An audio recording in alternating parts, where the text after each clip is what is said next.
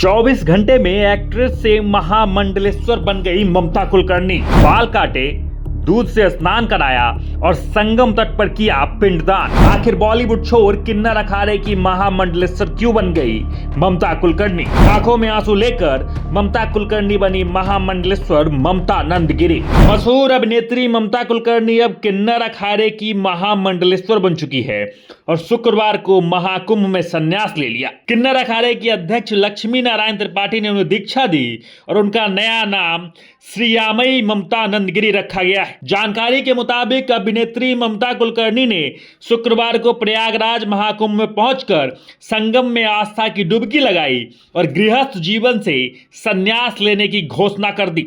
सरकारी बयान के मुताबिक महाकुंभ में किन्नर अखाड़े ने ममता का पिंडदान कराने के बाद महामंडलेश्वर पद पर उनका पट्टाभिषेक किया।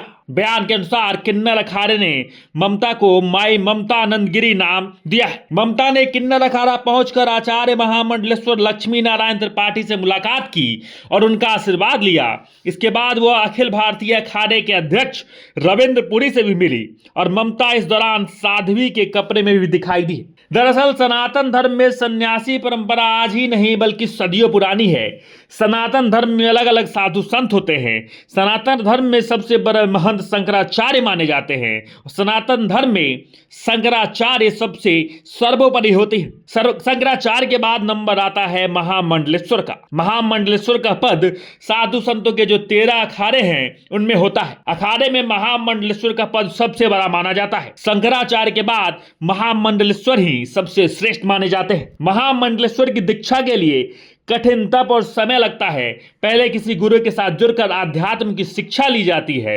उस दौरान अपना आचरण, परिवार, मोह त्यागना, साधना सब गुरु की देखरेख में होता है। और जब गुरु को लगता है कि आवेदक इस काबिल हो गए हो तो उन्हें दरबार से ले जाकर भंडारे, रसोई जैसे कार्य में लगाया जाता है। धीरे धीरे सालों बाद जब आप सब त्याग कर पूरे आध्यात्म में लीन हो जाते हैं, फिर जब गुरु को लगता है कि वह आवेदक संत बनने के लिए तैयार है तो गुरु जिस अखाड़े से जुड़े होते हैं उस अखाड़े में उन्हें महामंडलेश्वर की दीक्षा योग्यता अनुसार दिलाई जाती है। बाकी आपको बता दें कि अब महामंडलेश्वर की पदवी को लेकर संत ही आपस में बट गए हैं।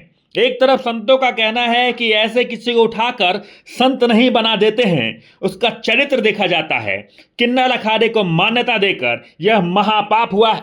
वहीं दूसरी तरफ संतों ने कहा कि ममता पर जो आरोप लगे थे वो अब तक सिद्ध नहीं हो पाए हैं। संन्यास लेने का अधिकार सभी को है। एक वैश्या को भी गुरु बनाया गया था, इसलिए योग्यता से किसी को भी महामंडलेश्वर बनाया जा सकता है। वहीं ममता कुलकर्णी को किन्नर अखाड़े से महामंडलेश्वर बनाए जाने को लेकर सांभवी पीठाधीश्वर श्री स्वामी आनंद स्वरूप महाराज ने कड़ी प्रतिक्रिया दी है। कहा कि किन्नर अखाड़े को मान्यता देकर पिछले कुंभ में महापाप हुआ था। जिस प्रकार की अनुशासनहीनता हो रही है वो बहुत घातक है। ये सनातन धर्म के साथ एक धोखा है, एक छल है। बाकी इन सारे मुद्दे को लेकर आप क्या कुछ कहते हैं कमेंट बॉक्स में जरूर लिखें और देखते रहें सच टॉक्स।